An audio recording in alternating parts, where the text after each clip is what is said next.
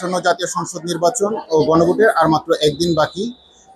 জাতীয় সংসদ নির্বাচন উপলক্ষে সকাল থেকেই যে নির্বাচনের যত সরঞ্জাম আছে তা সহকারী প্রিজাইডিং অফিসারের কার্যালয়গুলো থেকে বিতরণ করা হচ্ছে। নিজ নিজ প্রিজাইডিং অফিসারগণ নিজ নিজ ভোট কেন্দ্রের মালামালগুলো তারা বুঝে নিচ্ছেন। তাদেরকে কিন্তু রাতে আজ তাদের ভোট কেন্দ্রে অবস্থান করতে হবে। এই আসন্ন জাতীয় সংসদ নির্বাচনকে কেন্দ্র করে ব্রাহ্মণবাড়িয়া আইন শৃঙ্খলা বাহিনী গুরুত্বপূর্ণ ভূমিকা পালন করছে, জোরালো ভূমিকা গ্রহণ করেছে। ইতিমধ্যেই ব্রাহ্মণবাড়িয়ায় প্রায় আইন শৃঙ্খলা বাহিনীর র্যাব, বিজিবি সহ বিভিন্ন বাহিনী প্রায় 4,500 সদস্য দায়িত্ব পালন করবেন। এর মধ্যে সেনাবাহিনীর 620 জন, বিজিবির 430 জন, পুলিশের 2,389 জন, র্যাবের 72 জন, আনসার ব্যাটালিয়নের 152 জন সদস্য মাঠে থাকবেন।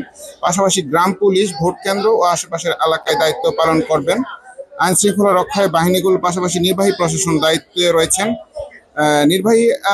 নির্বাচনী এলাকার সার্বিক আইন শৃঙ্খলা রক্ষা, অপরাধ প্রতিরোধ, মোবাইল কোর্ট পরিচালনা ও মাঠ পর্যায়ে নিয়োজিত বাহিনীগুলোকে প্রয়োজনীয় দিক নির্দেশনা দিতে ব্রাহ্মণবাড়িয়া জেলা প্রশাসনের প্রায় 40 জন নির্বাহী ম্যাজিস্ট্রেট আগামী 14 ফেব্রুয়ারি পর্যন্ত নির্বাচনী মাঠে দায়িত্ব পালন করবেন। ব্রাহ্মণবাড়িয়া নির্বাচন কমিশন সূত্র জানায়, জেলায় মোট 805টি ভোট কেন্দ্র ভোট গ্রহণ অনুষ্ঠিত হবে। আমি ইতিমধ্যে জেলা প্রশাসকের সাথে কথা বলেছি যে ঝুঁকিপূর্ণ যে কেন্দ্রগুলো রয়েছে সেই ঝুঁকিপূর্ণ কেন্দ্রগুলোতে অন্যান্য আইন শৃঙ্খলা বাহিনীর পাশাপাশি র্যাব, বিজিবি এবং সেনাবাহিনীর স্ট্রাইকিং ফোর্স দায়িত্ব পালন করবে। এই ছিল ব্রাহ্মণবাড়িয়া থেকে নির্বাচনের সার্বিক পরিস্থিতি।